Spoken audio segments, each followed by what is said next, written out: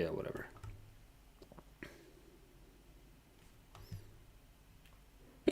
Dang it. Chad, I have the hiccups. Oh, the freaking hiccups over here. How are we doing? How are we doing? Are we excited to watch Josh Sawyer talk about Fallout New Vegas? Actually, I should. There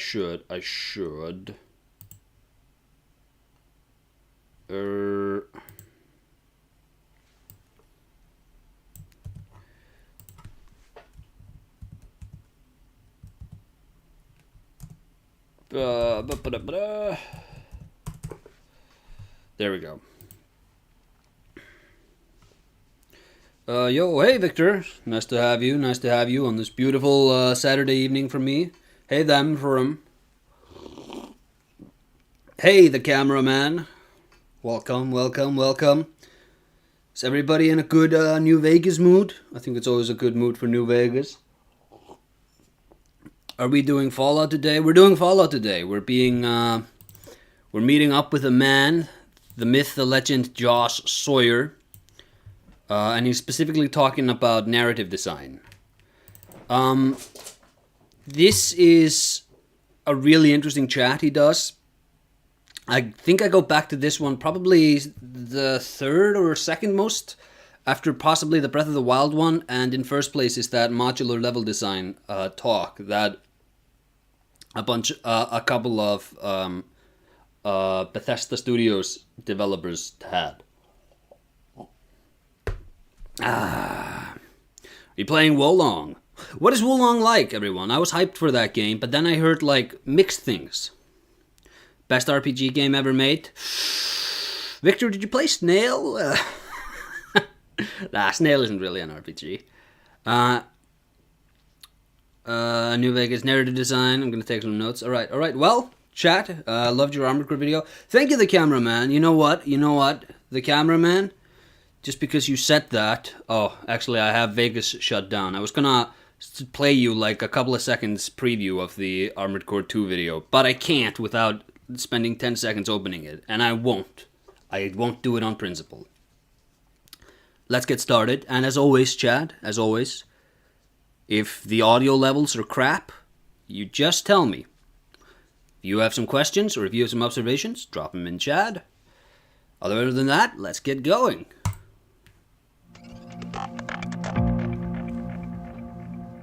Hello.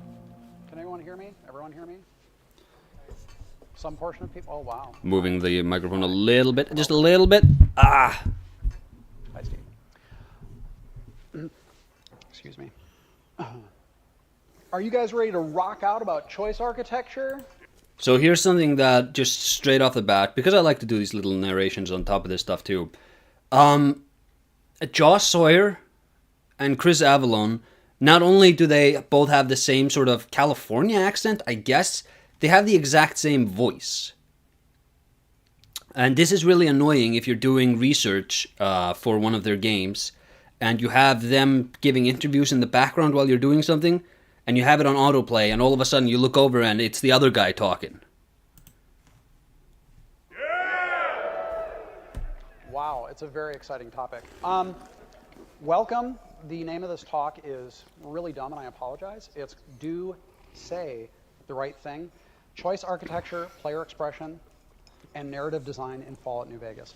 I'm going to be talking about without horns. New Vegas, but also a lot of other things. My name is Josh Sawyer. I'm a project director with Obsidian Entertainment. Snail is a Strand time game. There are a few things that GDC would like me to go over Yeah. for you all. One, please turn off. How's the audio? Am I coming through? Link or whatever. Am I dominating? Cool features are coming out these days. Basically, just turn the ringer off. Also, you should be receiving an evaluation form by email. Please fill it out because it helps GDC evaluate things and do Streaming at the same time as EFAP and Mauler? Awesome. Of course I am. So, just a little bit of You background. have to choose. Make your choice, Western man. I'm a project director at Obsidian Entertainment and a lead designer. My background is in design. I started design at Black Isle Studios back in the late 90s. My understanding of series. Josh Sawyer is that he Primarily isn't a system actually a designer coder. and adapter of systems. I've worked on a lot of Dungeons and Dragons games, so I've had to do a lot of Audio is fine? crafting, That's good. Rule systems. Even though I do writing, my job is not primarily doing writing. All right, I and work you a lot can on you can mechanics distinguish when surrounding I'm writing, talking which is why over I him, want to use right? talk. I'll get a little bit into Because my different headset approach picks to up the choice audio way too architecture. loudly. I focus primarily on system mechanics. My role Yeah. on Fallout New Vegas was as the lead designer, system designer, and project director, just to sort of let it be known. There were actually a number of people that contributed to the dialogue on Fallout New Vegas. John Gonzalez Paul was New actually Vegas, our creative yes. director, and he wrote the story. We had a lot of great writers on the project that all contributed to making it a very open narrative experience. Whoa. I am a tabletop RPG player. I have been a tabletop RPG player for a very, very long time. I love playing computer role-playing games, but I consider myself to be a fairly broad spectrum gamer now. I used to be very focused on We play it a bit faster. Now I play lots of console games, action games, racing games, all sorts of stuff. So that's my background. You know, when I go to GDC and I have my talk about, what should I talk about, chat? It'll be a talk about, like, you know, maybe it won't be at GDC, maybe I'll be at, like, The Hague or somewhere, and I have to explain to people how everything went wrong. Because of the cult we all started together and stuff. I'm not gonna start out with just like, oh, this is my background. I used to go to school. I used to do this and that. It's like, you know, and look, I think I could do a really good GDC talk because I have made so many videos and I think these skills are very translatable. This is real fluff, and they probably order people to do this stuff, but you really don't need to. Right? If people care, they'll find out on their own. And I think that his background in system design and tabletop, that's relevant to bring up at the start, because that becomes relevant in the conversation later on. And you also really get sort of so you get an image for what he's bringing to the project and what features he really prioritizes. But this is like, you know, we're 2 minutes in and it hasn't started yet, you know? All right, hold on. I've already screwed up this presentation. This is awesome. You screwed it up, Josh. Okay. So this talk is really about branching dialogue and the sort of challenges that come up with branching dialogue. Branching dialogue is not necessary. I'll just a little note here. He also did a talk much later on I think he did actually a post-mortem on Pillars of Eternity 2, where he talks about the rumor mechanic, where if you click a piece of text where a specific word that triggers a function within NPCs that is around, if you click a dialogue choice that has that word in it enough times, those people begin to view you differently, and you can sort of, like, they respond kind of dynamically to the choices in dialogue you make in front of them. And while it wasn't perfectly implemented, I think conceptually this might be the biggest brain sort of system for narrative in video games ever. And I really wish they get another crack at something like a Fallout New Vegas, where they're able to take that idea and really run with it. Because I think that's an idea that deserves to be built on top of. Aesir, help, I found a Wolong, Ornstein, and Smo battle. Oof. Can you summon? Tell me if you can summon. I think you'd be great at that and research importance from what I get from your videos. Thank you. Yeah, I think I would be. I do a GDC talk on Kegare. There are a lot of different styles of dialogue that you can approach in a game. These are the three sort of broad categories that I identified when I was preparing this talk. The first is linear or cinematic. This is arguably the most common that you'll see in games, especially nowadays. Not quite like Karma. It's more just like, here you have a party, and if you're having a conversation here and, like, death comes up, maybe this character in your party has specific story progression related to the concept of death. And if you talk enough about death while this guy is around, eventually you can sort of unlock that. It's a bit like Ken Levine's narrative Legos talk. It's a bit different, but it's a bit like that. Sort of exemplified by games like the Uncharted series. The story is written, the characters are established, you aren't really... Is this actually Aesir actually at GDC? No, this is... No! We're watching a movie together. It's a movie night. Because I don't know if I'll be able to do this tomorrow. how those characters interact with each other, or how the story unfolds. It's a cinematic experience. Writing's great. It looks awesome. Yeah, we're 5 minutes in and we're already talking about Kegare. Cinematic storytelling and the dialogue is there to serve a narrative. Jesus Christ, cat! Stop scratching the hell out of the chair, man! Another way of approaching dialogue is what I call keyword or subject dialogue. This is also not really about player agency. This isn't about saying to the player, "You." Oh my God! Story. It's about. She's fucking vomiting, gang. She's vomiting in the background, and I'm trying to do this. Get in the. 1 minute.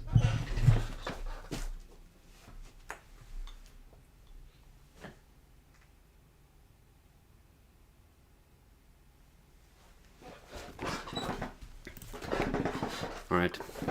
Sorry about that. Had to move her to the kitchen. Do you want to learn more about the setting? Do you want to learn more about this world? Do you want to trigger this quest now? And so a game like the Diablo series uses this, where you have a list of things to talk about, and the player is really just saying, like, tell me about this thing. Cat. Tell me about this thing. Tell me about this thing. So Hopefully again, the it's not about cat will be player agency. gone It's the next really time we about do allowing one the of player these. to make a choice as to when they want to receive any bit of narrative content. What this talk is about, though, is about branching trees.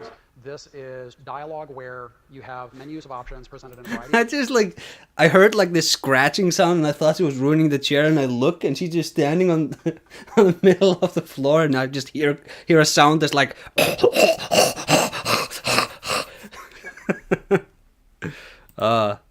Ways where the dialogue can flow, branch out even more, circle back on itself. Sorry about swearing also, but it's okay now. The YouTube algorithm changed. It's not a whole lot of companies necessarily do this. I'm glad so many of you came. I wasn't sure how broad the appeal would be, but obviously companies like BioWare excel at it. Black Isle, we did it back at Black Isle. We continue to do it at Obsidian. Bethesda also does it. I'm sure there are other companies that do it as well, but it's a tricky thing, and that's why I'm having this talk. Yes. So someone might ask, why even use branching trees? What's the advantage? You know, you can get all sorts of cool cinematic stuff and cool character development with good voice acting and everything in a purely cinematic view. Why even use branching trees? There are a few very good reasons for this. First is you get to grant story agency to the player. You get to say to the player, hey, you know what? You have some role in defining where the story goes and how it unfolds. It's very important for a lot of people, especially in role-playing games. For a lot of people who came from a tabletop or pen and paper background, they really, really enjoy the ability to screw with the story in some ways and make it their own. You also just a little flag here.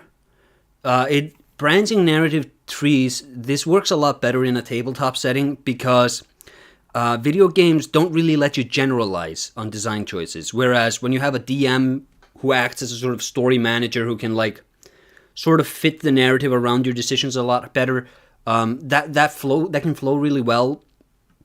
Also because it's kind of collaborative storytelling. Whereas with a video game, one of the biggest problem with branching trees is obviously that, number one, they feel oftentimes very artificial, artificially restrictive.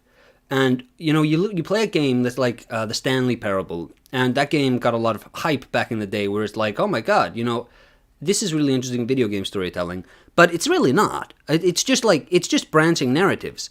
The Stanley Parable had going for itself was that it had very little mechanics. You're right. You're just moving around, and when the only decision the game needs to juggle in order to branch the narrative is your relative location, and then needs to maybe check which other parts of the story you have flipped on to generate the rest of the narrative. That's relatively simple.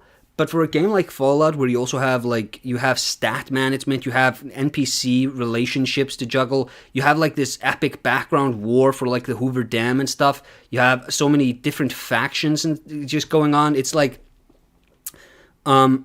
it can be difficult, is what I'm saying. Which is why I think that while I really like New Vegas, I would really want for them to not, or if they're going to do branching narratives, it's kind of difficult because, and he gets into this a bit later, like with the design for failure states in the narrative. So like, if you kill everybody, are you still supposed to be able to complete the game and stuff? But just having to be able to juggle. You know, it's kind of like it's kind of like Breath of the Wild with the open world, where the ability to climb everything meant that you couldn't really gate content by just putting a big wall there, right? So you have to design the narrative to unlock in such a way that the players fiddling around with the game world doesn't really break the continuity of storytelling. And for branching narrative design, you kind of need to do that too, where if you have an NPC, say this military man here, who is pivotal in advancing a narrative, and you kind of activated a quest earlier, or you antagonized a faction that went into a town to try to find you, and they killed him, you need to be able to dump the responsibility for advancing the quest somewhere else. And this is why this is such a dangerous design decision to take, especially on something as big as New Vegas is. But I think that, if you play New Vegas, you can see that this team really, really did their homework, because it really works. So yeah. Also grant character agency, and I want to differentiate that from story agency. You're not just changing the story, but you have the ability to express what type of person your character is. Stop! So if you're a jackass, or you're a really cool guy, or you want to smooch some girl or something, whatever, that's why we build that in there, to allow you to express the type of character you are, not just how the story goes, but how you make it unfold. Also, it forces you to make tactical and strategic choices. Again, this is sort of ideally, this is what I'm going towards in the talk, but good dialogue is gameplay, and the player should look at it as a series of choices that they're making, short-term choices and long-term choices. And Yes. This is something that I try to do this, but I don't often. I'm not really that successful with this, I don't think. But and you also see this. This is really for cinematic games. If you look at something like Metal Gear Solid and you compare it to something like The Last of Us, the reason I think Metal Gear Solid, and we're talking about PlayStation 1 Metal Gear Solid here, the reason going back to that game feels so much easier is because every cutscene really is just there. It tells a story, but it also contextualizes gameplay sections. So it's never passive.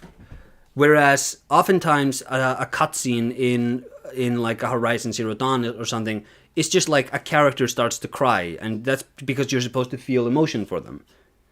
But the cat is going crazy. But yeah. And when it's done very well, the player feels very engaged, they're paying attention, they pause to think about what they want to do, they feel satisfaction and the sting of making sacrifices along the way, and that produces great gameplay through dialogue. And also, it produces reactive narrative content. This can take place outside of the dialogue itself. This can be people giving what we call bark strings in the world. Someone saying like, hey man, thanks for, blowing up our town, you asshole, or whatever. It's all that sort of rich world reactivity that doesn't really need to be deep. Okay, so, chat, I'm actually kind of worried about the cat right now. I don't know if you can hear the sounds he's making in the background. She's like... And, I don't know if she's dying, or if she, ate something bad. I'm gonna keep playing, but if a cat dies on stream, it's your fault. It just needs to be actually more widespread and shallow, but it makes the player feel that the world pays attention to the things that he or she does. So this talk is not about writing prose. There are writers roundtables. Actually, one's going on right now, strangely enough. There are great writers roundtables that are going on. Obviously, Boston GDC has a bunch of cool writer stuff going on. I'm so sorry that I have to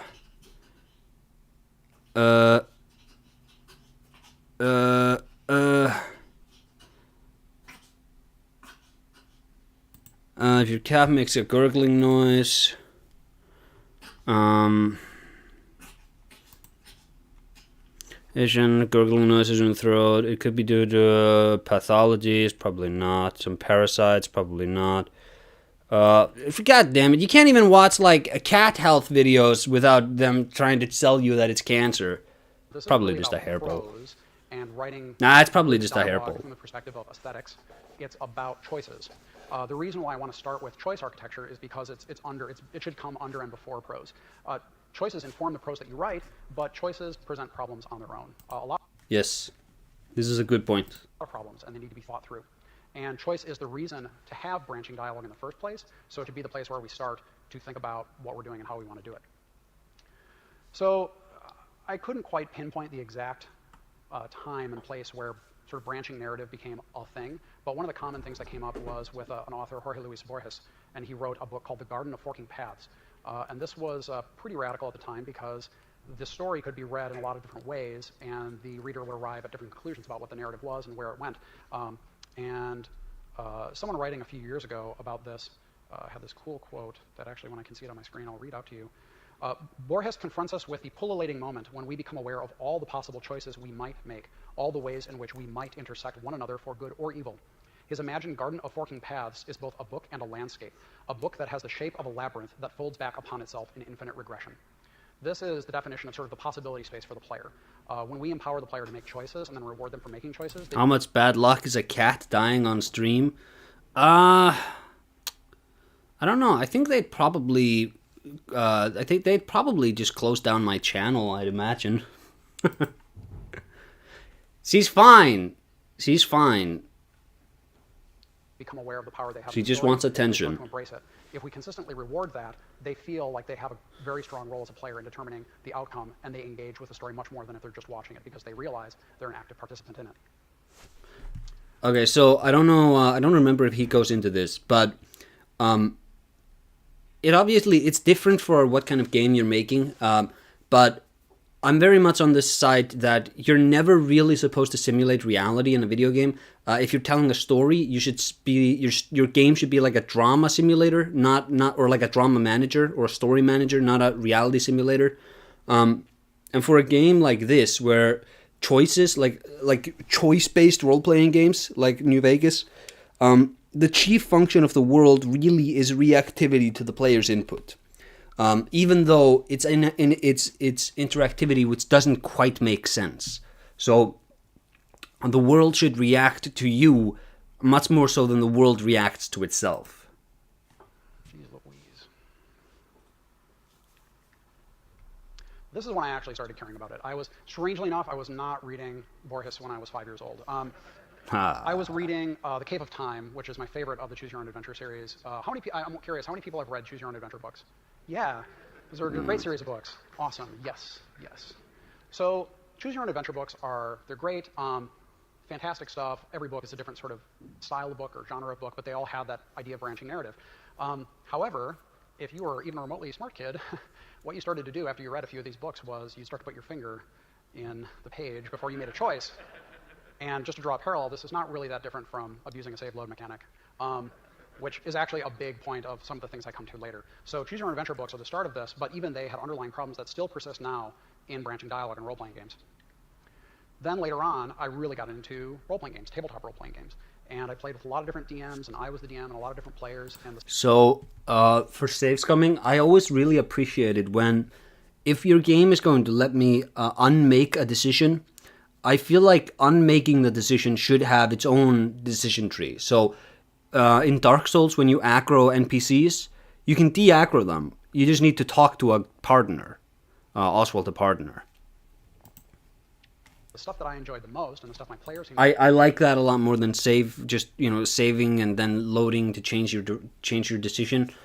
Because I feel like if you're trying to roleplay and the player can sort of abuse the save scumming mechanic for being a good thief, that's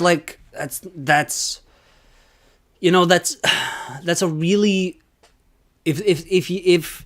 if your mechanics are being abused to sort of work around the gamification of the class that you've designed, if the player has abused some other mechanic to get around your intended path into that build, you've kind of failed at the design.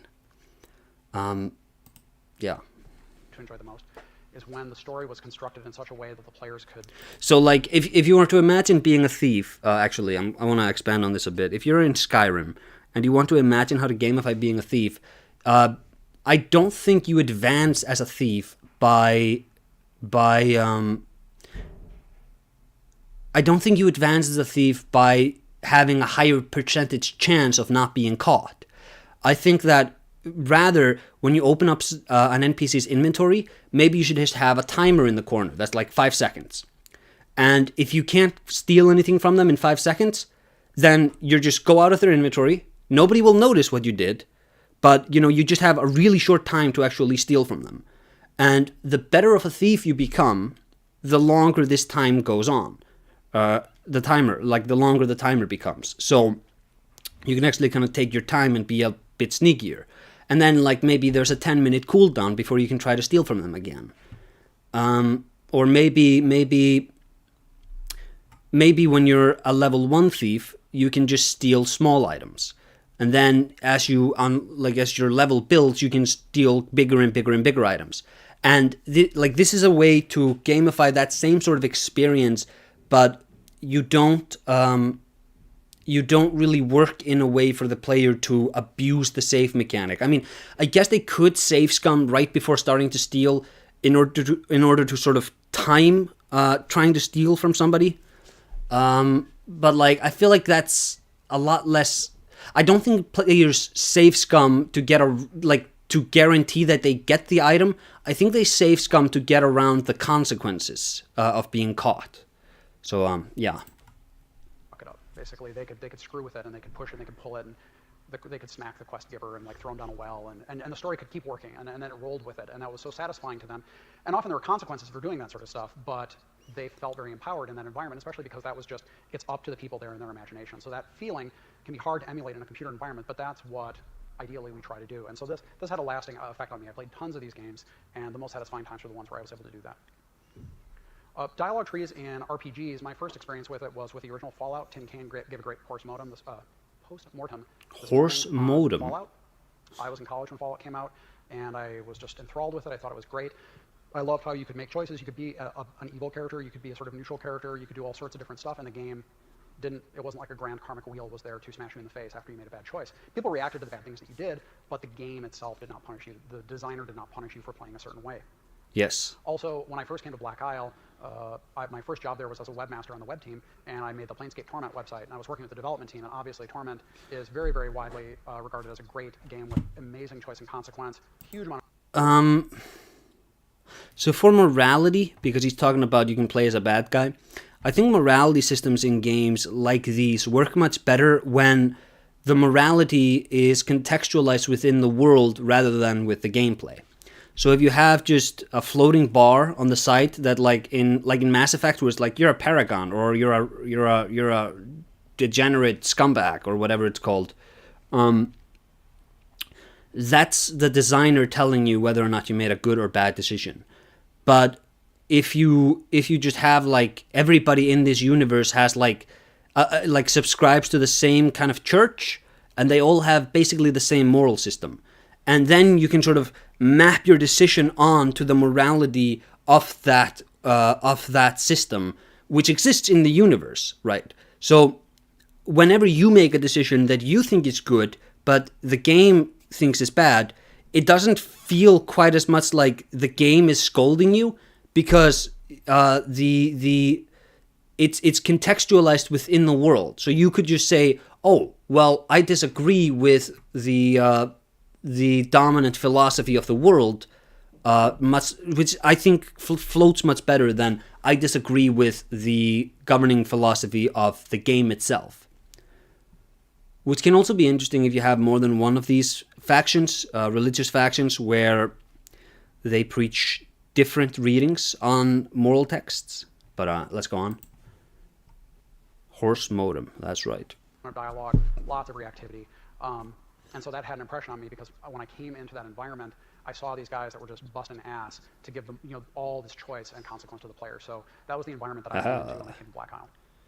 We found our thumbnail, so, Chad. Dialogue trees today. I had to get that ass shot in there. Had to. Haven't seen enough of Mass Effect 3. There might be a more up-to-date ass shot that I could have put in there, but I didn't have time. So dialogue trees in CRPGs today, they're not really that different in a lot of ways. They're presented different. The aesthetics are a lot different. But kind of fundamentally under the hood, how they work, they haven't changed a whole lot. So the changes have been primarily aesthetic, not really structural. But there are persistent flaws, and to me, in my mind, that sort of suggests a lack of analysis to this point in time. I've been thinking about this a lot over the past few games I've been working on. And it's been difficult because I've been writing in this mode, in this style for so long. But I've made this talk because I wanted to figure out, like, what the hell are we still doing wrong? Like, this is the way I want to write dialogues, but there's got to be some underlying flaws here that I need to dig at and get. So this chat is from 2012. This is an 11-year-old video. Well, it's an 11-year-old recording. The video came up 6 years ago. Obviously, there have been a lot of changes and developments on this front since this chat. Fallout 4 released about 8 years ago. Holy crap, it's been 8 years since Fallout 4 came out? That's kind of crazy, Chad, if that's true. Anyways, and that game had like, horrendously dumbed down dialogue so it could just fit on a controller. So yeah, relevant that he was thinking about this stuff back then. Get out. We did it also. It's just, it's not just other companies that are doing it, and hopefully I will provide more examples of us screwing up in this talk than other companies, although I will give examples of other companies screwing up. On New Vegas, our writers did a great job. John Gonzalez did a great job. All the writers did a great job. Worked very fast using an engine we weren't familiar with, but there were certain structural flaws to it, mechanical things that I saw and other people saw, and they're kind of like, this still kind of feels stinky. There's got to be a better way to handle this. So the core problem for me is about choice conflict. What I mean by choice conflict is when the player's goals and there's the goals of the player as a game-wise conflict with the goals of the character as an expression of the player. So the player has a character who's like a sassy jackass or whatever. The player wants to get a thing. If they play their character as a sassy jackass, they can't get the thing. Mm-hmm. So when we do that as designers, we're saying your character concept is invalid for this game. That's an extreme example, but that's really the root of the issue, is that doing or saying the right thing, meaning the thing that is actually going to progress the game in the most favorable way, conflicts with the idea of a right character. The two examples I've listed here are Deus Ex's social boss battles, which, no offense, I actually thought Deus Ex Human Revolution was a fantastic game. I liked how they presented their conversations, but the conversations felt like puzzles. They didn't feel like things that grant player agency, because if you choose to play a character in a certain way in that conversation, you will lose the conversation. However, similarly, in Fallout New Vegas, we have dialogue skills like speech and barter. We also have dialogue perks, and they become you win the conversation choices. In the choice here, talking with, I can't remember that guy's name, Santiago, I think. When you're talking with Santiago, if you pick anything other than the speech option, you're basically intentionally handicapping yourself. So if you want to role play a certain way, we're essentially saying, okay, thanks for being a dummy, you are going to lose out in this situation. So to repeat this is the main subject of this talk that I screwed up yet again, is that doing or saying the right thing to get a gameplay advantage, or the gameplay advantage to move it forward the way you want to, conflicts with being the right character. And you may be saying, well, sassy man, what's the right character? That's your voice in my head, by the way. The answer is any character that falls within our supported range of expression for the player, that's a right character. If we allow you to play out a certain fantasy, that's a right character. Some of this has to do with consistency. If we consistently reinforce something for the player and then pull the rug out from under him or her, bad news. So when we look at what's a valid character, we define that expression range and we have to support it. If we don't, we're letting the player down. We're saying, yeah, we kind of allow you to play this, but not really. It's mostly cosmetic, and sometimes you'll get something out of it, but most of the time you're going to get screwed. That's the problem. It's a game. It's not a puzzle. Puzzles are not really games. There are right answers and wrong answers. It is not a movie. It is not something you sort of sit back and watch. And it is not a book. It is not just for reading. You're making choices to go through it. I haven't. It's a game. And if we embrace I don't have anything to add to anything he's saying. He's saying a lot of stuff I like. Dialogue as gameplay and not things that are sort of ancillary to the game and treated as like, well, yeah, there's the game and then there's the story. If you're doing branching dialogue, I think it's important that, and again, you don't have to do branching dialogue. It's not important for all games. But if you're going to, I guess, obviously a game like The Last Guardian has a predetermined role for you to play, and so when that game has mechanics that force you to behave a certain way and that entice you to behave a certain way and limit ranges of expression from you, actually, like in Shadow of the Colossus, I talked about this many times, but the reason there's a pillar dangling over Mono in the shrine is because when there wasn't, playtesters would jump on top of Mono, and that was a big no-no. That's like, no, that's not what the relationship should be like. That's just weird. You're ruining the scene. So put a giant pillar dangling over her, and now the player doesn't even think to try to jump on top of her. So when you're making a more linear story, obviously it's much more justified that you impose the role on the player like that. But because this is such an open, make your own character and make your own choices in this, it's kind of a choice sandbox game, I guess you could call it. More like, yeah, that's probably a better way of thinking about it, at least in the context of this talk. Obviously, you want to have as many mechanics to support player expression as you possibly can, but you also don't want to force any of those mechanics onto the player if it means locking them out of characters they would have wanted to play. So obviously in Fallout, your character, objectively speaking, walks. Your character walks. There is no build path open for you in that game that doesn't have you walking. So they can actually ensure, like every character that the player comes up with is going to walk. So you can always be safe making decisions based on walking. Fighting.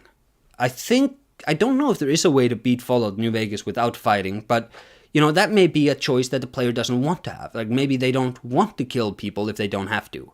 So now that's sort of something they need to juggle. It's like the more you sort of add, the more mechanics you add on to allow the player to express themselves, the more care you need to take not to railroad them to play a certain way. You can, and you should incorporate it into the gameplay. So my assertion here is that if you plan well, you can avoid choice conflict. When all the ways that you can go through the game are considered validated ways, and you give a clear response and reactivity spectrum to the player, meaning you make a choice, you get this feedback, you make this choice, you get this feedback.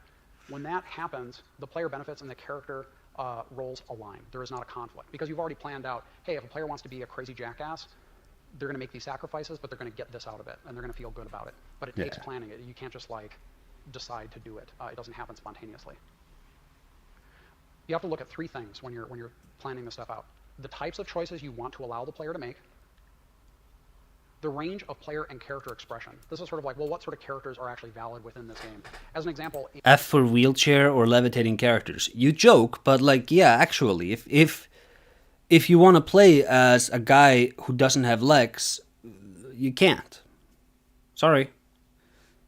And this is, I think it's about to get a bit into this, which is like, what is like a reasonable expectation for a character in this world to be?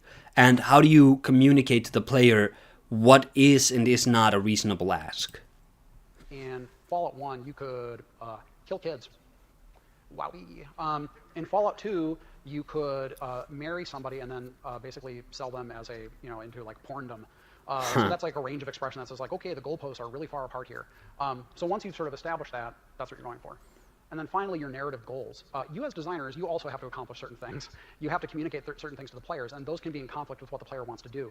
If you say, hey, player, you can be a sassy jackass, but if you do that, you're going to miss all this critical information for playing the game, that's kind of sucks. So here's my systemic approach to doing this. Consider the types of choices that you're going to make. Define the range of player and character expression. Establish the narrative goals that you have for the game that you need to communicate. Then get some perspective on how... It's a post-apocalyptic setting, so they have justified excuses for violence and combat in the game. Absolutely, absolutely. Yeah, it's also, especially in New Vegas, you are thrown into a civil war, and there are like 7 different factions. Every single one of them is like a powder keg ready to explode in a certain way, and there is violence going to happen. So you can choose not to advance that narrative, but that is the narrative of the game, and your character's role is kind of determined by that greater story of the world, where you're not a sassy jackass who prevents the conflict. You're not the sassy jackass who, discovers uranium and now starts creating a uranium empire. No. Because that's not what the mechanics support. You are a sassy jackass who is thrown into this civil war. And because of that, you like a lot of choices are sort of imposed on you. But because the setting supports them, players probably don't get really upset. Also, like, you can get into this really sort of esoteric space of, well, why shouldn't I be allowed to be a Buddhist, Taoist pacifist who never hurts a fly? And it's like, why can't I be a Jainist in Fallout? Because it's a first-person shooter, dude. Like at a certain point, you need to just you're playing a video game here. Come on, and it's there's probably a game that does allow you to be like a Jainist pacifist. You can probably find it on itch.io. It probably has 400 downloads, and nobody knows its name. But that's not this, right? At a certain point, obviously, you have to expect something from the license. Again, this is not about prose. That's a separate sort of subject that can be a rich tapestry of interesting. Kind of like how you can't be an Argonian in Fallout. Yeah. Things. Not Focus on core ideas and support them with mechanics like walking would be mobility. So giving the player the ability to run changes pacing. Same with flying, and you can have different choices depending. Yeah. And then everyone goes, my God, your game is so amazing. Thank you. I got to play exactly the character I wanted. You're the best. So step one is considering the types of choices you can make. So you want to provide tactical choices to the player. Tactical choices are what I would call node-by-node choices. In the conversation, every node where you're allowed to make a choice, there should be some sort of tactical decision there. Those are immediate reactions. Strategic choices. This is long-term planning. This is not necessarily about, I'm going to say this and this guy's going to get mad at me and then this girl's going to give me a kiss. It's about you're sort of like building reputations with people, indirect reputation mechanics, things like that. You want to forecast consequences. There's actually a pretty cool anecdote that Tim Kaine brought up in the Q&A session of Fallout 1, which is about the ending of Junktown in Fallout 1. So Junktown, initially, the endings were, if you put Killian Darkwater, who's like the good guy, in power, then Junktown gets screwed. And if you put Gizmo, who's the scumbag, in charge, Junktown actually does very well. But the consequences of that weren't really forecast. It was kind of just, it was a reversal. It just said like, haha, actually Killian sucks. And because those consequences weren't forecast, it felt weird to a lot of people, even though it was arguably more interesting. Yes. And then finally, you have to Yes. A bit of a side tangent from this point. If it's interesting gameplay, but it feels weird to the player, it's bad gameplay. Starfield, Todd Howard talked about this on I think it was the Lex Friedman podcast. He talked about this, where they had a mechanic originally where you can run out of fuel, and if you run out of fuel on a planet, you just have to go and explore the planet and find some fuel. And while that conceptually is really interesting, and it kind of like it really fuels that sort of exploration story, in gameplay, it hampered the players a bit too much. So they were like, it's more realistic and it's much more interesting, but it doesn't feel right. So they just removed it. Because they're not making a survival game. They're making probably another exploration game. Options to avoid the perception of win or loss. The perception of, well, I guess I just made the wrong choice. I'm playing the wrong sort of character. I should go back and try to get something else out of it. So some words on choice architecture. Hopefully I won't screw this up yet another time as I go to look at it. So I've been reading an interesting book by two professors from University of Chicago called Nudge. And it's about choice architecture and a lot of other things. And there's this interesting quote that one of the authors gave at a convention about choice architecture. So choice architects must choose something. You have to meddle. For example, you can't design a neutral building. There is no such thing. A building must have doors, elevators, restrooms. All of these details influence choices people make. There is nothing neutral about putting an attack reply at the top of a dialogue tree structure. There is nothing neutral about putting a goodbye reply at the end of the dialogue tree structure. These are consistent choices that you make, how you lay these things out, how you present them to the player, that has a huge impact on how they perceive them and how they make choices.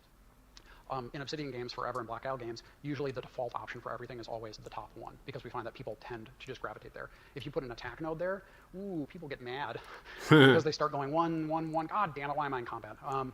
So it matters. That goes back to this idea. You really do have to think about how you lay these things out. Oh my God, yet again, what am I doing? How do I use power? That fuel problem was quite noticeable in No Man's Sky. I didn't play No Man's Sky, but yeah, I could imagine. But like if you're making a space survival game, which like No Man's Sky was really sold as an exploration game, and I think Starfield is going to be an exploration game too. If you're making a space survival game, I think that mechanic might actually make quite a bit of sense. But I actually think that survival games always work much better when they have pre-scripted narratives. So a lot of them just have you be on like a desert island and you just have to survive an X amount of time. But I'm always much more interested when the developer also kind of directs the experience. So like a looser Resident Evil HC remake kind of experience. Yeah, what are you going to do about it, buddy? And then you have three options. You can say, well, I'm sorry. Because the moon falling down in Majora's Mask, that's like a really interesting sort of looming danger over you. And if you played the Long Dark, they have like hunger and they have cold and you can get damaged. And there's all these not buffs. What's the opposite of a buff? Ailments. There's a bunch of ailments that sort of hover above you, and there's always some dial, going down. Same with Snake Eater. there's always, you're always getting hungrier, or your health is always depleting, or your visibility is getting worse, right? You're always there's always something you need to, juggle around a little bit. But I always find that when the actual game isn't just a canvas for you to express yourself with these survival mechanics, and instead the survival mechanics are like you express yourself within the context of surviving an encounter or surviving a threat. So something like I said, Resident Evil Remake or a Silent Hill. I think that's always a much better utilization of survival mechanics than just dropping the player in an island. Guy, or I hate you guts, I'm going to snap you in the face. That's a tactical choice. There's going to be immediate reactivity and feedback to that. So that's tactical choice. It's short term. These are things ideally that happen quite a bit in conversation. They usually require a lot of What is this? This is a GDC talk that Josh Sawyer had about Fallout New Vegas, and we're all watching it together because it's movie night. Can't happen all over the place, but these are the things that people really react to. Where was the conversation in Mass Effect 1 where the reporter's saying something to Shepard and he's just like, punches her in the face. People are like, oh man, a million YouTube videos. I'm the first guy to post this. It's a tactical choice. Very cool. There are also strategic choices to make, though. One thing I identified in here that works generally very well for this are what I just made up this term, indirect reaction systems. These would be things like karma or reputation or loyalty or whatever.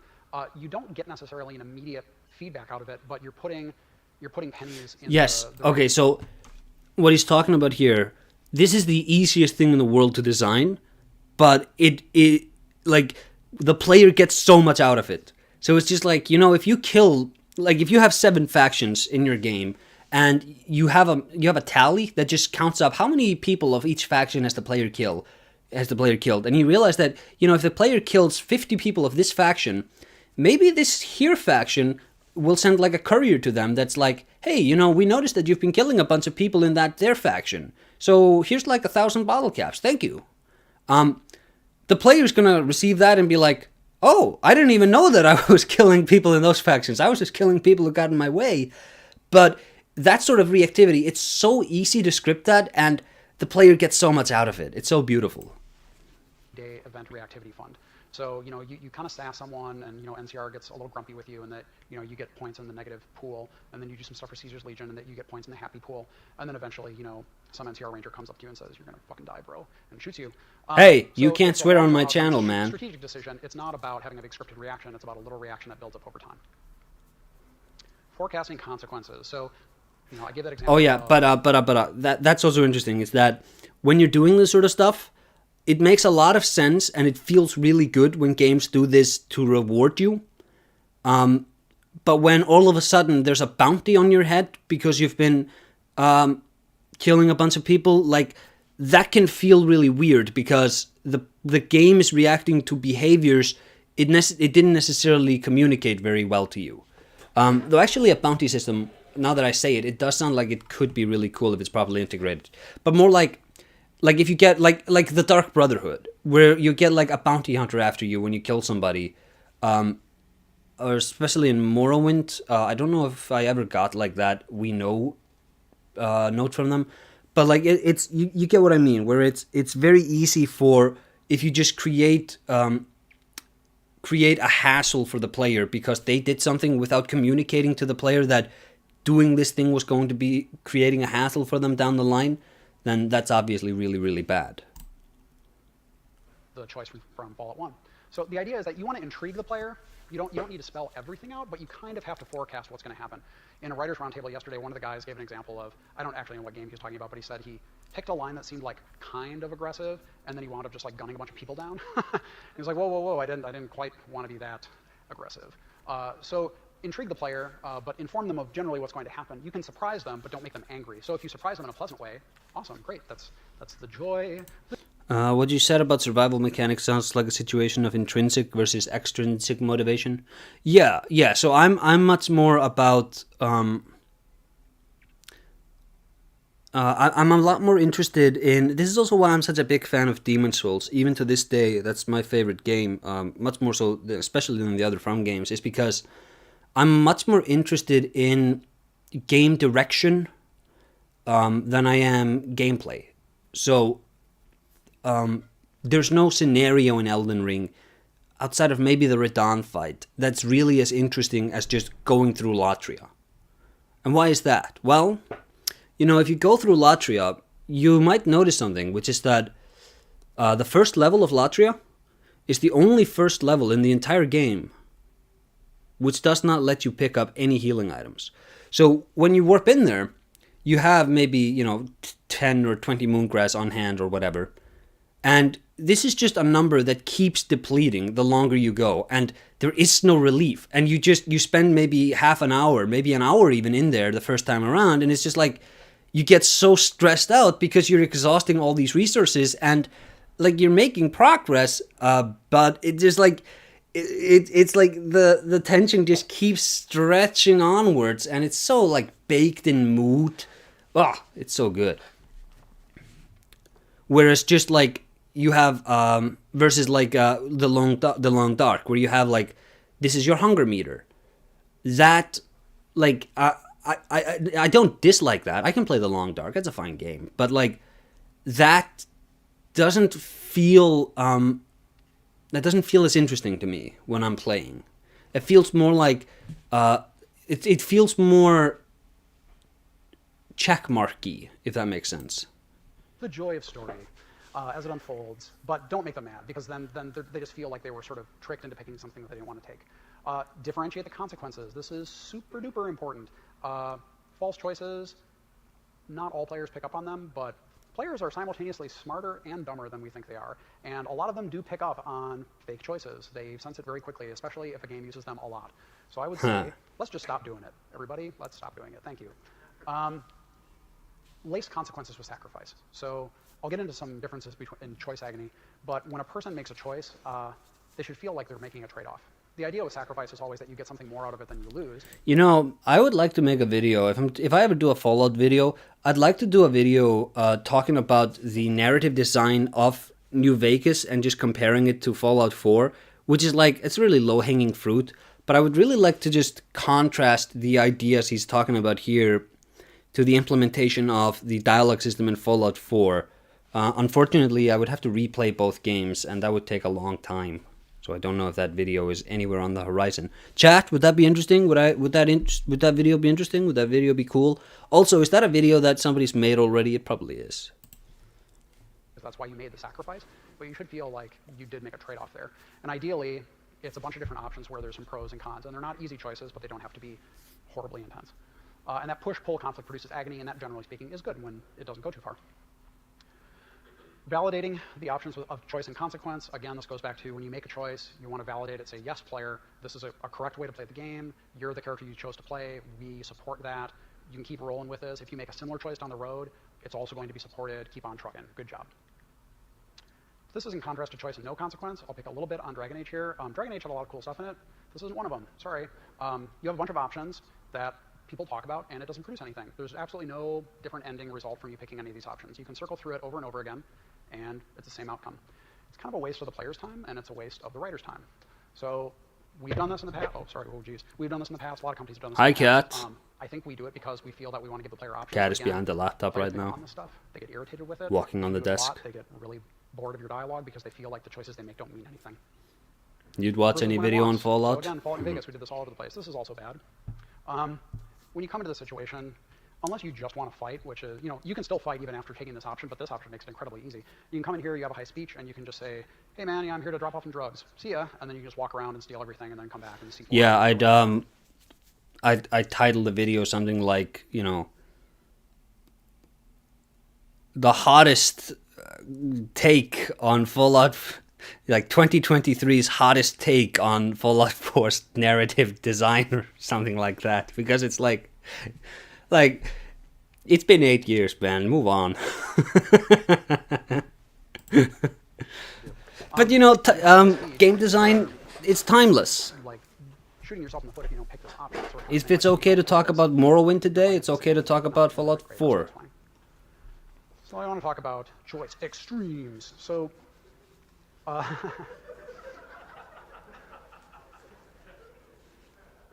Whoa. That's how to spell extremes, by the way, officially. So there are kind of two ends of the spectrum here, neither of which I feel are particularly great. One is the sort of Jesus Hitler option. Again, a lot of our games have had these. Hopefully we've moved mostly away from these because we like moral ambiguity a lot. Jesus Hitler is kind of like, hey, there's a baby. Do you want to give the baby a little smooch on the forehead, or do you want to throw it into an oven? And those, I mean, and we see those options, and they're not really compelling. Like, if you've decided you want to play a crazy dude, then there's no struggle to figure out what you want to do. There's no sacrifice. Just like, well, yeah, I'm a crazy baby killer. There you go. Or no, like I'm a super nice guy. Why would I ever do that? So it's the Fallout of 4. Interesting choice to be made there. It's very flat. It is an option, and it is differentiated hopefully in how it works. You know, I could call the video the Fallout of bad narrative design. That's kind of a clever title, right? Chat, is that a clever title? Works out, but it's not that compelling. And then also, the other end of the extreme is stop scratching the couch for a 30-some-year-old book. Yeah, Meryl Streep's character, she has to choose between which of her children will die. No one wants to make that sort of a choice in a game. There's no, it's not like, wow, I'm so glad I made that choice instead of that one. It's just two shitty choices. So a player should feel like there's something good and bad out of what they pick, not just like, well, which limb do I lose, or like, which child do I sacrifice? Those choices, they're interesting in the sense they produce some struggle, but the player really doesn't feel good about having to make those choices. So ideally, the agony in the conflict is somewhere between these two spectrums. It's not as simple as Jesus Hitler, and it's not heart-wrenching total loss like Sophie's Choice. Just some examples from, actually these are kind of nasty too. All right, hold on, Chad. I'm gonna notepad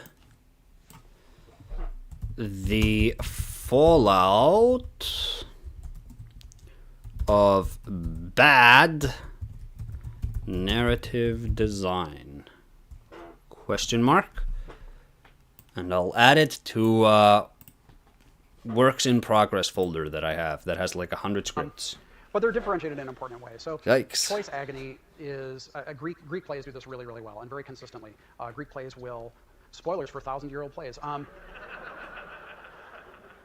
So in this case, the agony is not between two things that are, to borrow an economics term that I learned yesterday, fungible. They're not between like a child or this arm or this arm. In the case of Orestes and Antigone, I already knew that term, Josh Sawyer. Kind of equally bad and equally good options, but the sort of value arithmetic that goes into it is not equal. Orestes' father was killed by his mother, and I think it's Apollo is saying, yo, you have to avenge your dad, kill your mom. And the Furies are saying, dude, you cannot kill your mom. That is bad news. And he's like, oh man, and he kills his mom, and then the Furies chase him. And oh my god, how agonizing. Antigone, off the couch. Her brother, bury her brother. I think it's her dad, says, you can't do that, I forbid it.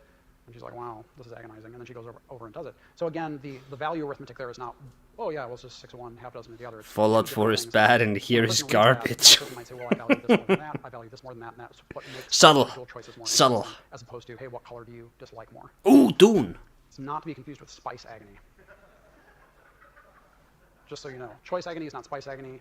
Arguably, spice agony is even cooler because it's from Dune. So, oh yeah.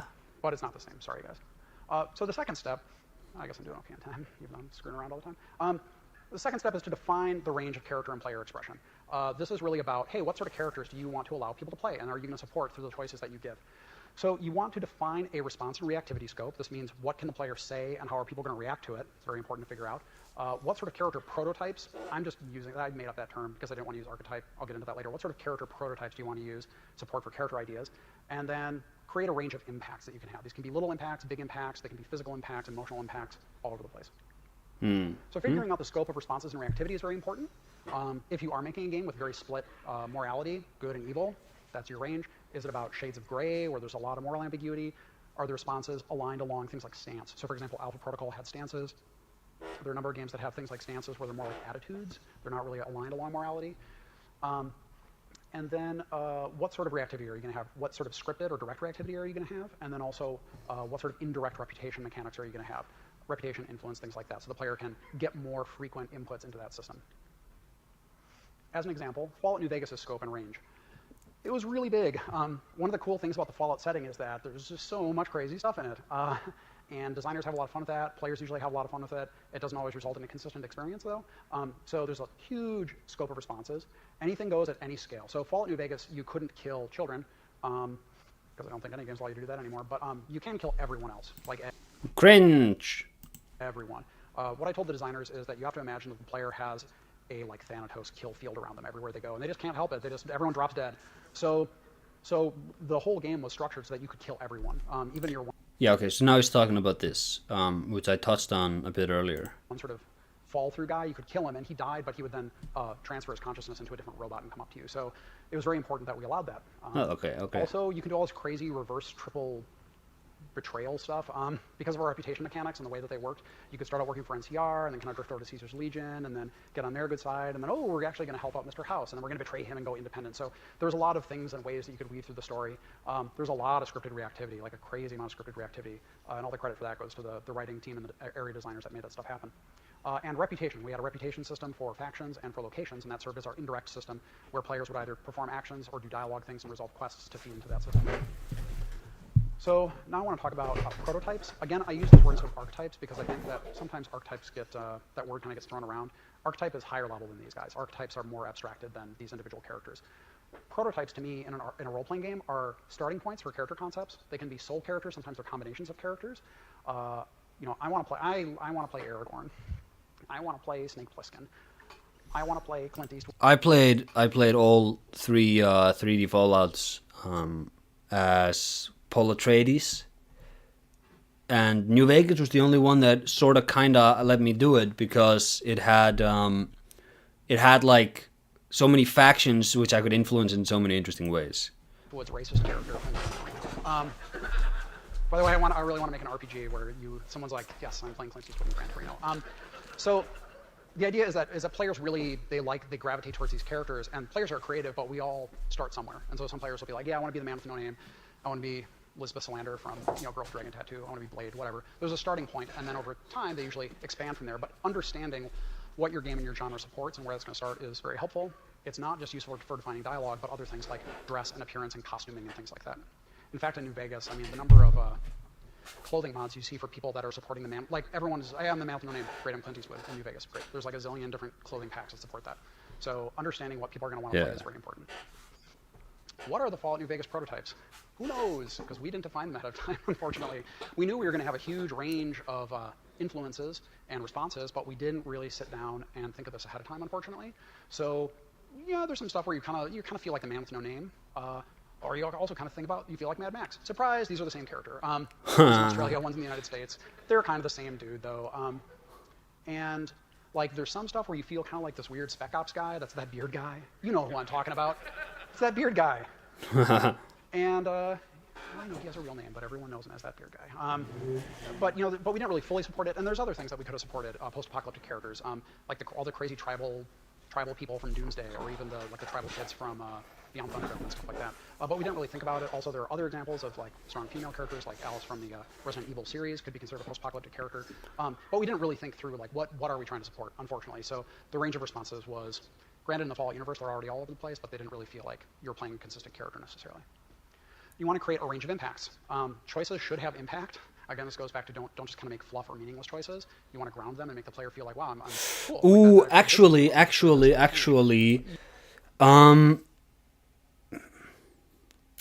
don't make fluff or meaningless choices. I don't 100% agree with him. Because I feel like it depends on where the joy in role-playing comes from. Because, going to a bar and there's like a ballroom brawl that happens the moment you walk in.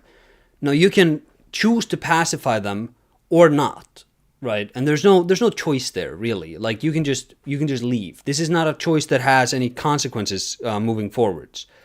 I don't consider that, that's technically speaking fluff, but I'm not really, I think that's fine.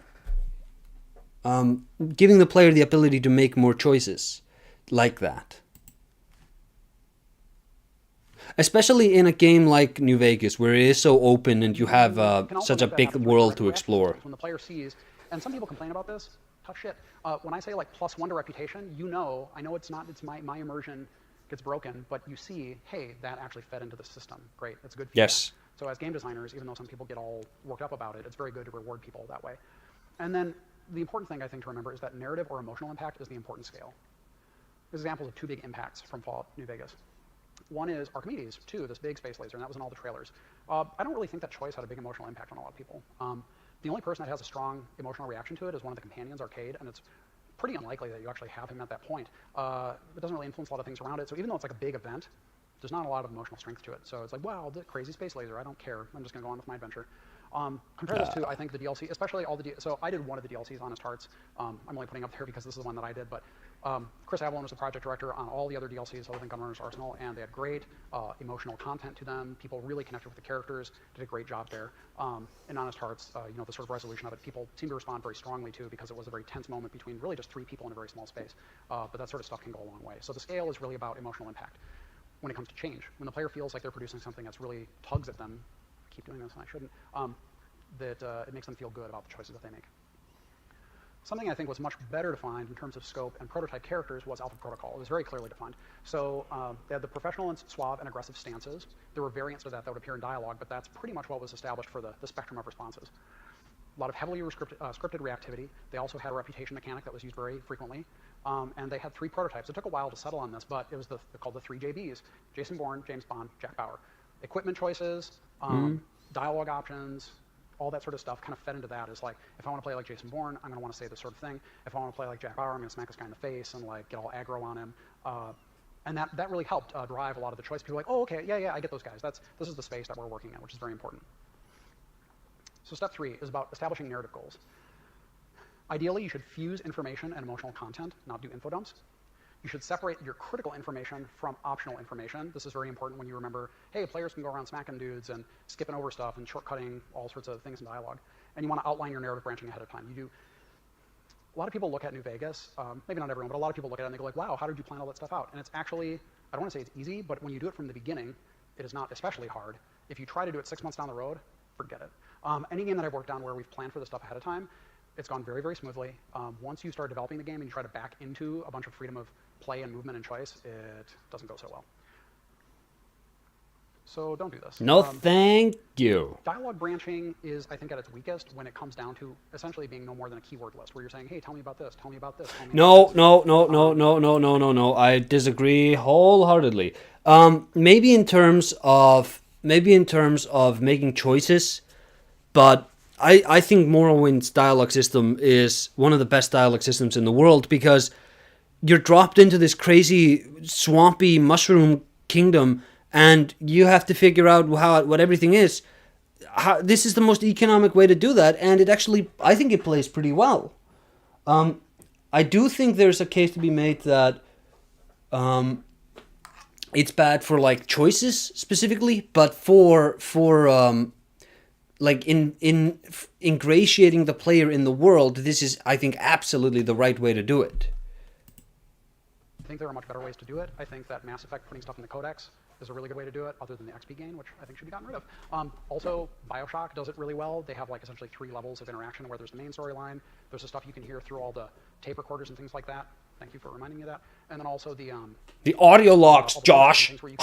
Gosh, he's not even a real gamer, guys. So there are other ways to give information about tape recorders than just info dumping onto the player. If you can give information about the world to the player, try to sort of wrap it inside the emotional content of something else. So a character is talking about something that's important to them, and in the context of talking about that thing, you're learning about the world. If you just have someone sort of stand there and dryly tell you about the world, they're just a narrator for an encyclopedia, and that gets really boring. Yes. Always try to frame it within the character, and always frame the world within the characters, and always frame the characters within the world. You have to figure out what your critical and optional information is going to be in the game. Morrowind did not like that. Again, very few players want information dumps in dialogue. Most players, they do want to understand what's going on. I try to gamify players skipping dialogue for the NPC would react in an aggressive or peaceful way depending on who you do it to. See, I think that's a good example of what we were talking about earlier, where it's a system that, like, yeah, it makes sense, but I think it would play really poorly, because players don't skip dialogue because they're trying to annoy people. They skip dialogue because they are annoyed. Or like because they don't want to, like, they know what's coming up. And I think that once you begin to change behaviors based on whether or not players just skip through it, you make it less reliable. And then I think I think conceptually it's like that would be interesting, but in practice I think it would be rather bothersome on the player side.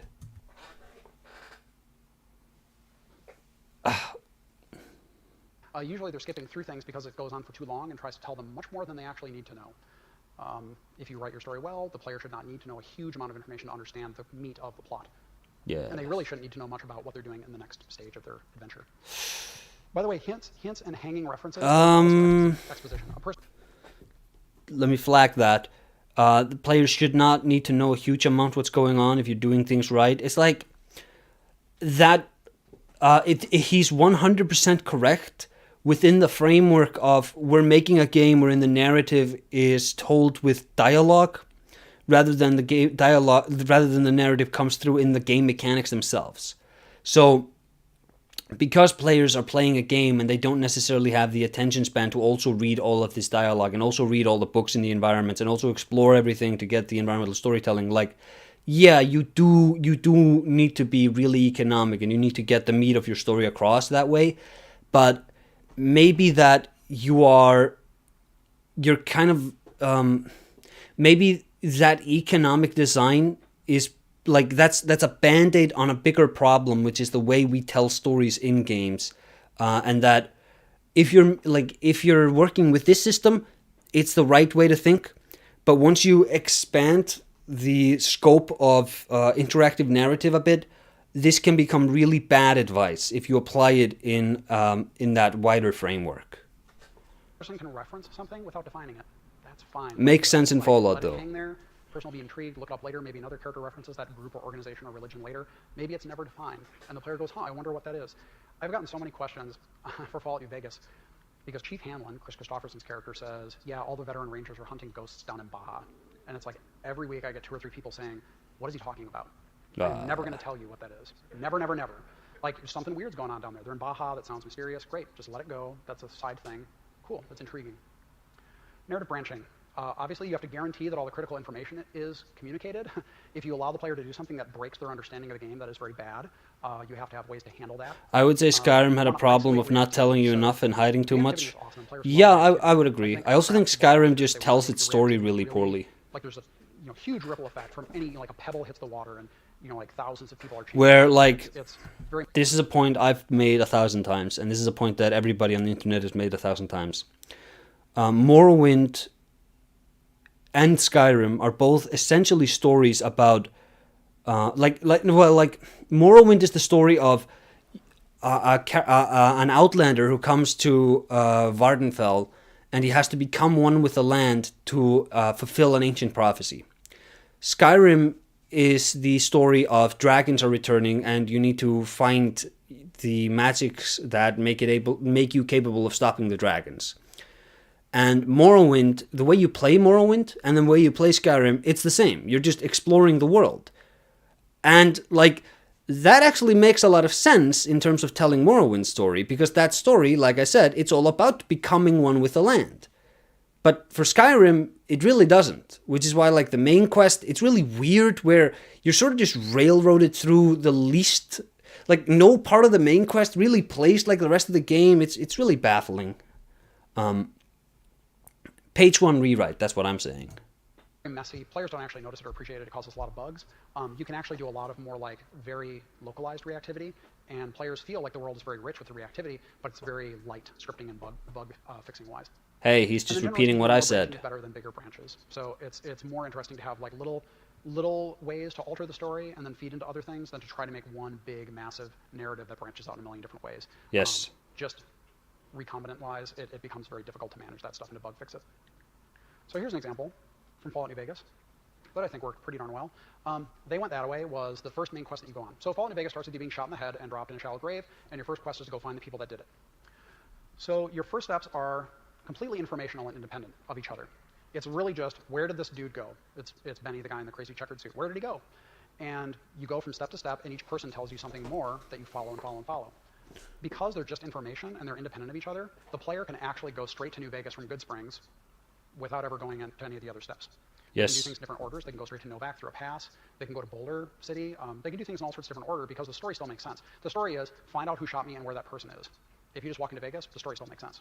You miss little side details. Actually, you miss quite a few side details along the way, but the story is flexible. And by the way, we just totally ripped off Fallout 1 for this. We just ripped it right off. If you look at Fallout 1, the first critical step, you leave the vault, find the water chip. That is actually the first critical path thing that you need to do is find the water chip. You can walk from Vault 13 to the Necropolis. You do not have to do anything else in between. That's the way the story makes sense, because you're pointed, hey, go check out Vault 15. Oh, it's not there. Oh, I'll go back to this town. Oh, what's that, Raiders? Oh, okay, I'll go to the Raider Den. Oh, I'll go to here. So it unfolds in a very logical fashion, but the player is not required to do things that way because it's all about information. The reactivity is very localized to those places. So reactivity is in that space, and then later on, maybe we'll have, we do this all over New Vegas. You do a quest, hours later, some random dude out in the middle of nowhere goes, hey, reaction to the quest that you did. And you're like, oh my God, this world is full of all this reactivity.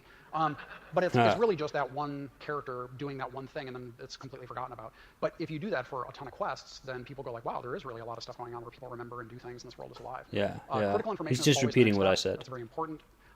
This guy. Info is seasoned all over the place, and the player freedom is huge. You can kill everyone. You can go to the first town. Where are these guys? Bam, bam, bam. The guy's like, I don't want to tell you. Bam, shoot him. Take a thing off his body. Go to the next town. Hey, who are all you guys? Cool. Go to the next town, and the story. It makes sense because all the information is there. You go to the next town. The guy in the dinosaur man, he says, well, I know where those guys are, but I need help. And you're like, yeah, you need help. You need a doctor. Boom. And you take it. And I mean, you can kill everyone. You don't have to, like, you can just keep going, and the story totally makes sense, and you're just this whirlwind of death, and it worked very well. Chad, maybe we should try that. Let's stream Fallout New Vegas for like 20 hours or something, and let's literally kill every character we meet. Let's have that be our goal. Just murder hobo our way through the game, and let's see if we can get the story to play out. So the fourth step is to get some perspective on this stuff. So this is your analysis, where you've sort of looked at all these things, and when you start, you don't need the water chip to complete the first Fallout. I outside didn't. of what you've defined, when you say, like, if a player were playing this, are they going to like the choices that they're given, and are they going to like how they play out? Look at the role playing versus the benefit. Cannibalizing their own video games. No one does that. That I don't feel like I'm being penalized for playing that sort of character. And if there's a conflict, you have to identify what that conflict is. Look at your critical and optional narrative. Is the player getting everything that he or she needs to actually understand what the story is? Again, this is separate from the optional stuff. If the optional stuff they can skip, that's fine. Players that want to dig, they're going to dig. You don't need to, like, force it in their face. You don't need to bribe them to look at it. That's fine. Then write your pros. Do it. No problem. I think it would be fun to do it, but it's like, Crazy.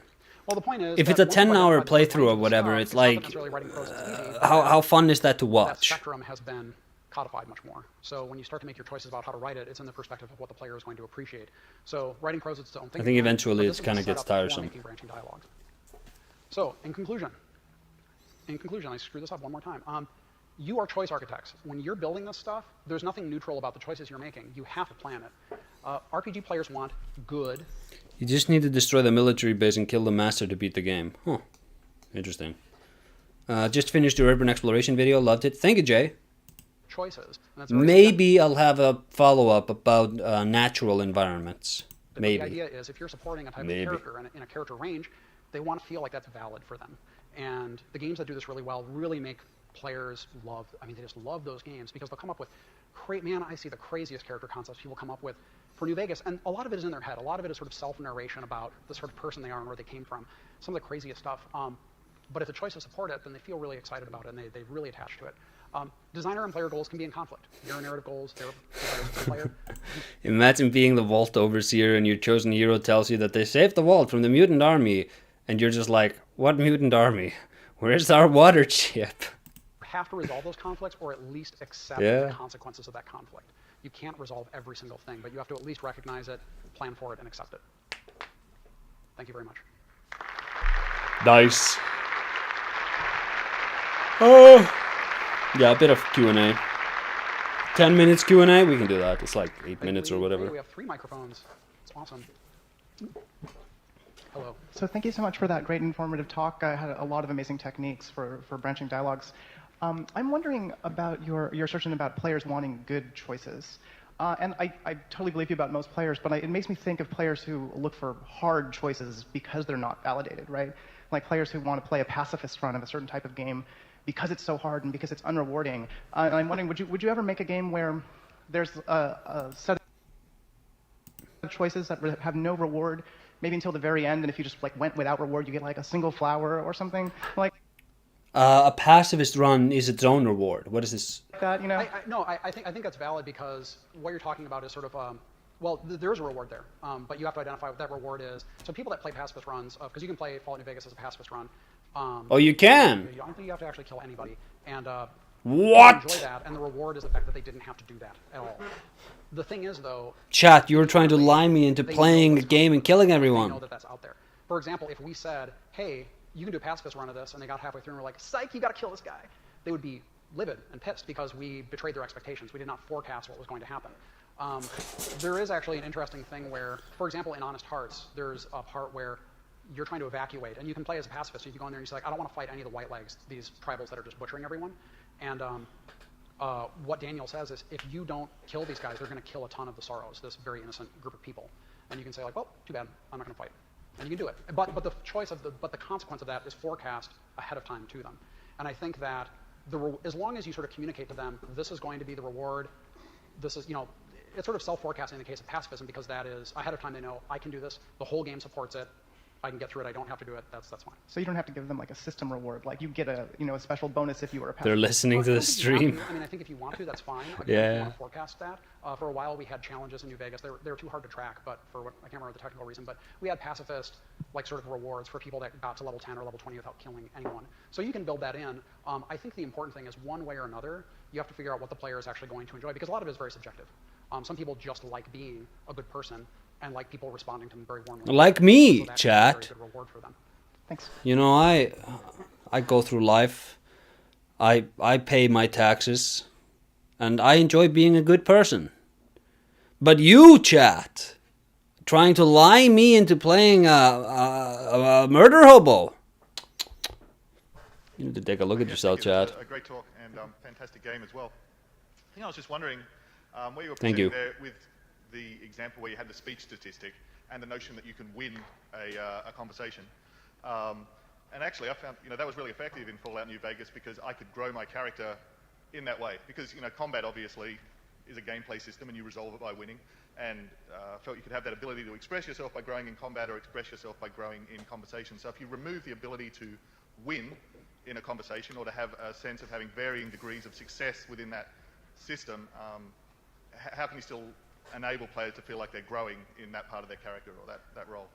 I think it's a difficult question, because when we say that the player wins in there, there's not actually a game there. Like the game, if anything, the game is the strategic game to put your points in your speech skill, but there's no real way to forecast that stuff. So if a player's already put the points... The NCR Rangers would come if you didn't pay your taxes. Those damn communists. When they get to that Isn't no, it's Fallout 4, which is all about like we gotta rebuild America. But isn't NCR also all about that? point, I don't there's know. no gameplay there. It's just combat. You put your points in your skill, but then you still have to move around and actually choose when to shoot and when to take cover. This is why Caesar's Legion is much better. And we've seen games that have tried to tackle this. Oblivion tried to make it more gamey, and I don't think a lot of people responded super positively to that.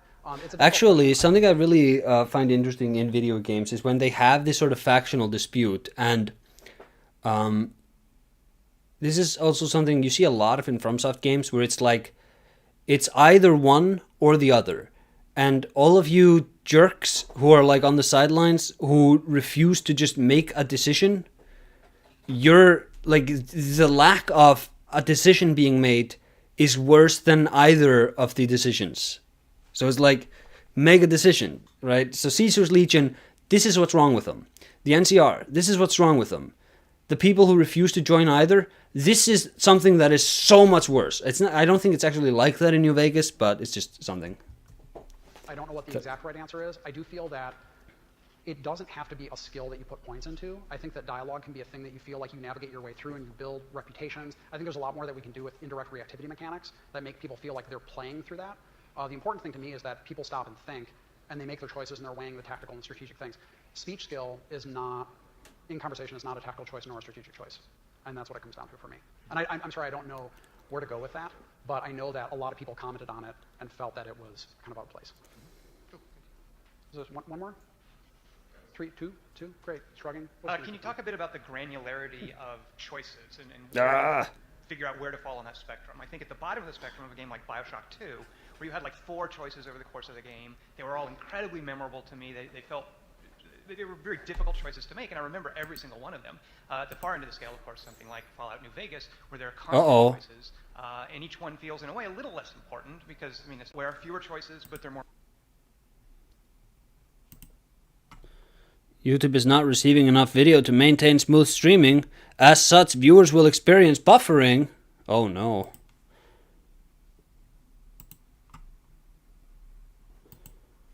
meaningful.